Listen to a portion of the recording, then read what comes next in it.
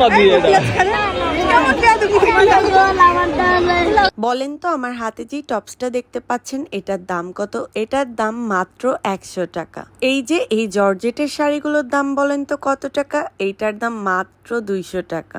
150 থেকে 200 টাকার মধ্যে জর্জেটের এই শাড়িগুলো পেতে হলে আপনাদের চলে যেতে হবে মতিঝিল হলিডে মার্কেটে। আর এই কুর্তি সেটগুলো ছিল মাত্র 400 টাকা। এটার সাথে কিন্তু পায়জামাও ছিল। আচ্ছা, আমরা কি এমন বলাবলি করছিলাম? এই লোকটা তাকিয়ে তাকিয়ে হাসছিল কেন? হ্যালো এভরিওয়ান, কেমন আছেন সবাই? এই মার্কেটে পাওয়া যায় না এমন জিনিস মনে হয় নাই। সব কিছু পাবেন এই মার্কেটে একদম অনেক কম দামে। একদম আসলে সাথে সাথেই যে সবকিছু ভালো ভালো পেয়ে যাবেন এমনও কিন্তু না। অনেক হাঁটতে হবে আর অনেক খুঁজে খুঁজে ভালো ভালো জিনিস বের করতে হবে।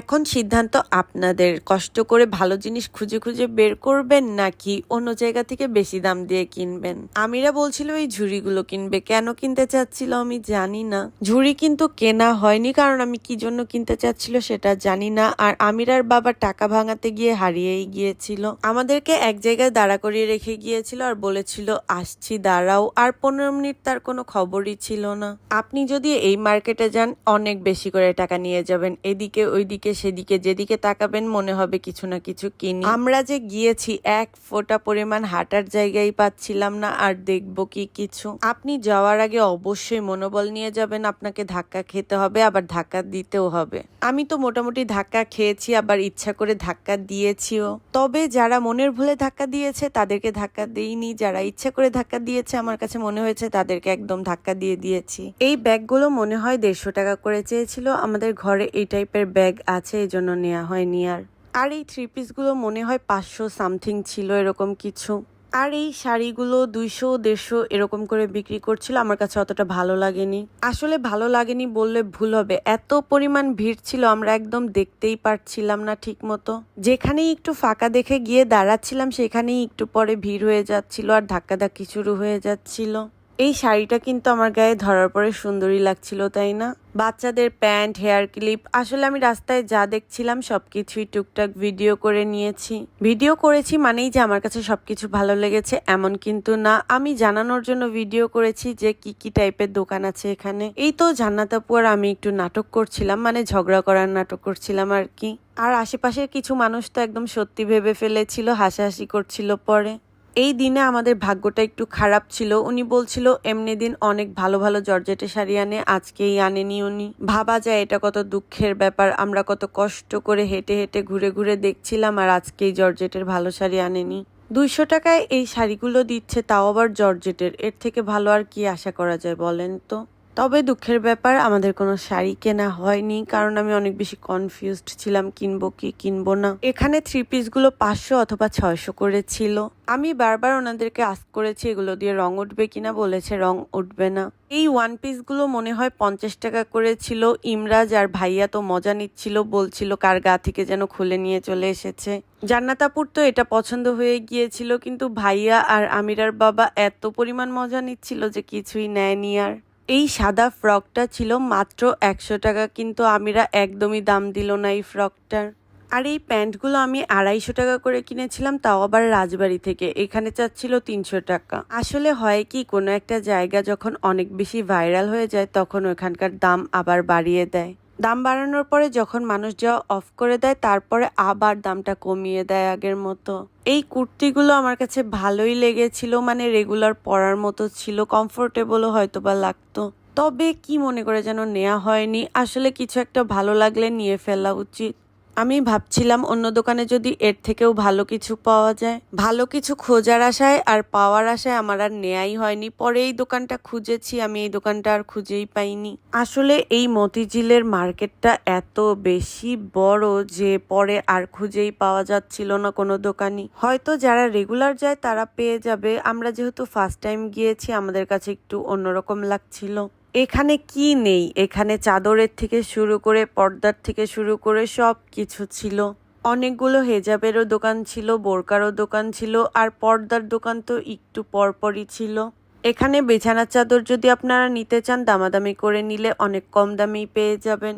আর এই যে দেখেন আপু একটা জামা ধরেছিল, বলছিল এটা বাচ্চাদের জামা, কি ধরে দাঁড়িয়ে আছি। এখানেও খুঁজলে অনেক ভালো ভালো টপস পাওয়া যেত, কিন্তু অনেক বেশি ভিড় ছিল এখানে। আর এই যে এই ব্যাগগুলো 150 টাকা করে ছিল, 200 টাকা করে ছিল। অনেক স্যান্ডেলও ছিল, স্যান্ডেলগুলো দেখিনি কারণ আমি এখন এই টাইপের স্যান্ডেল আর পরতে পারি না। এখন তো আমার পায়ে কমফোর্টেবল আর ভালো জুতা ছাড়া পরাই যায় না, পা ব্যথা শুরু হয়ে যায়। এই দিনে ভালো কোনো শাড়ির কালেকশন ছিল না, এই জন্য একটু খারাপ লাগছিল আমার কাছে। আমার না একটা স্বভাব আছে, এই যে গ্লাস মগ এইসব সেট দেখলে মনে হয় সবগুলো বাসায় নিয়ে যাই। আমার কেন জানি লাগুক বা না লাগুক, এই সুন্দর সুন্দর কাপ সেটগুলো দেখতে অনেক বেশি ভালো লাগে। তবে এই মামাদের ব্যবহার অনেক বেশি খারাপ ছিল, মনে হচ্ছিল তারা বাসায় ঝগড়া করে মেজাজ খারাপ করে এসেছে, আর বিক্রি করার একদমই ইচ্ছা নেই। শুধু ওনার না, গ্লাস মগের যেই ভ্যানগুলো ছিল সবার ব্যবহারই অনেক বেশি খারাপ ছিল। ওনাদের হয়তো বা কাচের জিনিস বিক্রি করতে করতে মনটা একদম কাচের মতো ভেঙে গিয়েছে, এই জন্য মনের এত কষ্ট নিয়ে মানুষের সাথে আলতু ফালতু ব্যবহার করে। এই জুতাগুলোর দামও একটু বেশি চেয়েছিল, মনে হয় 300-400 চেয়েছিল। জান্নাত আপু বলছিল এই কোটি সেটটা কিনবে, কিন্তু দামাদামি করছিল আর আমাকে বলছিল পরে দেখান কেমন লাগে। এইটা হয়তো বা 250 টাকা চেয়েছিল, তবে এটা আর নেওয়া হয়েছিল না। আর এই ব্যাগগুলো ছিল মাত্র 150 টাকা।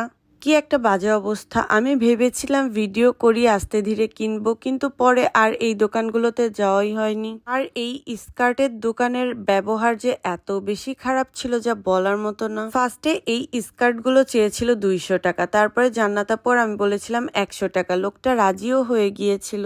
যখনই টাকা দিতে যাওয়া হয়েছে তখনই বলে, কই আমি তো 100 টাকা বলিনি, আমি তো 150 টাকা বলেছি।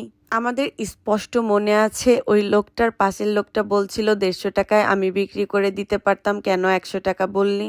আমরা কিন্তু কথাটা শুনেছিলাম, ও তাই বলে কি মুখের উপর বলে দিবে আমি 100 টাকা বলিনি। যাই হোক, এর থেকে নূরজাহান মার্কেটে অনেক ভালো ভালো স্কার্ট পাওয়া যায়, একটু দাম বেশি হলেও মান এর থেকে অনেক বেশি ভালো। আমার তো এই ঘর সাজানোর জিনিসগুলো অনেক বেশি ভালো লাগে। এই ড্রেসের লোকটা বলছিল খালি 70, খালি 70 বলেছি, খালি 70 বলতে কি খালি 70 টাকা, বলে না না 470 টাকা। মানে ভাবা যায় কিভাবে বিজনেস করে এরা, আগে 70 বলে ডাক দিয়ে তারপরে বলে 470। অনেকগুলোই শাড়ির দোকান ছিল, কিন্তু আজকে কেউই জর্জেটের শাড়ি আনেনি, তেমন একটা সুতি শাড়ি ছিল বেশি। আর এই পাঞ্জাবিগুলো মাত্র 500 টাকা করে ছিল। আর এখানে অনেকগুলো ফ্যানও ছিল, ফ্যান দেখছিলাম আমরা। ফ্যান একটা প্রয়োজন ছিল, কিন্তু ভাবলাম এখান থেকে না কিনে অন্য জায়গা থেকে কেনা যাবে। আসলে যা দেখেছি মিডিয়াম ভালো লেগেছে, আহামরি কিছু ভালো লাগেনি যে একদম নিয়ে নিব দেখার সাথে সাথেই। এখানের বড় ব্যাগগুলো 200 টাকা ছিল আর ছোট ব্যাগগুলো 150 টাকা ছিল। দাম অনুযায়ী খুব ভালোই ছিল ব্যাগগুলো। আমিরা দেখলাম আইসক্রিম খাচ্ছে, আমিরার থেকে নিয়ে একটু টেস্ট করলাম, ভালো লাগলে আমিও আলাদা নিতাম, কিন্তু অতটা ভালো লাগেনি। আমিরার আর আমিরার বাবার এত বেশি বোরিং লাগছিল, তাই যেখানে খাবার পাচ্ছিল ওইখানেই খাওয়া শুরু করে দিচ্ছিল। আর এই যে এই ব্যাগগুলো ছিল মাত্র 150 টাকা করে। আমি যদি কম্পেয়ার করতে যাই হোপ মার্কেট আর মতিঝিল হলিডে মার্কেটের মধ্যে, তাহলে বলতে হবে হোপ মার্কেটই বেটার। এই যে এই র্যাকটা ছিল মাত্র 150 টাকা, ভালো না? আমার কাছে তো দাম অনুযায়ী অনেক ভালো মনে হয়েছে। তারপর আবারও আমরা শাড়ি দেখছিলাম, ভালো বা রুচিসম্মত কোনো শাড়ি পাচ্ছিলাম না। একটা শাড়ি পেয়েছিলাম, আপু বলছিল গায়ে জড়িয়ে ভিডিও করতে, আমি বলছিলাম এটা পরে যদি ভিডিও করি তাহলে মানুষ বলবে রুচির দুর্ভিক্ষ। এখানে এই জিনিসগুলোর দাম অনেক বেশি চাচ্ছিল, কিনি আর না কিনি, দেখতেও কিন্তু ভালো লাগে আমার কাছে এই জিনিসগুলো। আর এখানে মনে হয় বিস্কুটের দাম একটু কম ছিল, এজন্য ভাইয়া আর আমিরার বাবা বিস্কুট নিয়ে নিচ্ছিল। এই মার্কেটে কি নেই, কাঁচা সবজিও আছে, যাদের প্রয়োজন হবে কাঁচা সবজিও নিয়ে যেতে পারবেন। আমরা হেঁটে হেঁটে দেখছিলাম, তখনই বৃষ্টি চলে এসেছিল। আমরা ধৈর্য ধরে দাঁড়িয়েছিলাম, একটু পরে আবার বৃষ্টি কমে গিয়েছিল। শাড়ির এখানের ভিড় দেখেই আর দেখার কোনো সাহস হচ্ছিল না। ঘর সাজানোর জিনিস থেকে শুরু করে এই মার্কেটে ছিল না এমন কোনো জিনিসই নেই। যাদের ঘর সাজানোর শখ আছে তারা এই মার্কেটে চলে যেতে পারো, রিজনেবলের মধ্যে অনেক ভালো কিছুই পেয়ে যাবা। আমার কাছে এই জগগুলো কেটলিগুলো অনেক বেশি ভালো লাগে, যেগুলো কিনা চুলার মধ্যে দিয়েই রান্না করা যায়। রান্না করা যায় বলতে চা বানানো যায়, গরম পানি করা যায়। চামচের সেটগুলোর দাম আমার শোনা হয়নি, আমি যতদূর জানি এগুলো অনেক রিজনেবলের মধ্যেই ছিল। এই তো এই সাইডে একটু কলকাতার ফুটপাতের মতো লাগছিল কিছুটা। এখানে বাচ্চাদের অনেক খেলনার দোকান ছিল, কিন্তু আমিরাকে তেমন কিছুই কিনে দেওয়া হয়নি, কারণ তার খেলনা দিয়ে ঘর ভরে গিয়েছে। এই মার্কেটে কিন্তু হাড়ি পাতিলও ছিল। আমি চেষ্টা করেছি সবকিছুরই টুকটাক একটু একটু ভিডিও নিয়ে নেয়ার, যাতে মোটামুটি ভিডিও দেখে একটা ধারণা নিয়ে সবাই যেতে পারে কি পাবে আর কি পাবে না। এইখানে কাউসার ভাইয়া বলছিল বাচ্চাদের স্কার্ট আছে, আমিরা দেখো। আমিরা বলছিল আপনি পরেন, আর কাউসার ভাইয়া ওর কথা শুনে পরে দেখছিল স্কার্টটা। আমি ভাইয়াকে বলছিলাম আপনার ভিডিও করে রেখেছি, একদম ভাইরাল হয়ে যাবেন। আর এই ভাইয়াটা শাড়ি বিক্রি করছিল আর ওই শাড়ি দিয়েই মুখ মুছছিল। মানে কি একটা অবস্থা। আমি বলছিলাম আপনার ভিডিও কিন্তু আমি করে নিচ্ছি, এটা ছেড়ে দিব। আসলে এই মার্কেটটা আগের থেকেই এত বেশি ভাইরাল ছিল, আর সুনেরা আপু ভিডিও করার পরের থেকে তো আরো বেশি ভাইরাল হয়ে গিয়েছে। এজন্য এদের কোনো কিছুতেই তেমন একটা কোনো টেনশন নেই। বাচ্চারা একদমই আর হাঁটতে পারছিল না, এই জন্য আমরা আর কিছুই দেখিনি, চলে এসেছি। এখন আমাদের লুডো খেলার ভিডিও দেখেন সবাই। কপাল পড়লো মনে হয় ছয় মেরে। আহা কি চাললাম এই নড়ে দাও কেন কয়বার পারো তুমি বরং তো কি সেট করো কে বরং তো কানা 6-5 ইয়া করে তো 6 আপু 6 ওই খেলা দেখাইলো কি ওই রকম যারা হারে তারা আগে 6 বেশি ফেলে প্যারা নাই চিল মারো তোমার মাই সামনে যা কত কত ওটা কেমন এই 2 দিনের বই নাকি 2 4 6 জায়গায় জায়গা মেরে মানে আরে তোর বাইরে তো বাবা বাইরে কানা কোনালা বাইরে পাকাইছি। পারা যাবে আমরা খেলার মাঝখানে একটু ব্রেক নিয়েছিলাম নুডলস বানানোর জন্য, আর এখানে আমিরা আর আয়ান খেলছিল। তো আজকে এই পর্যন্তই, সবাই অনেক ভালো থাকবেন। আল্লাহ হাফিজ এভরিওয়ান।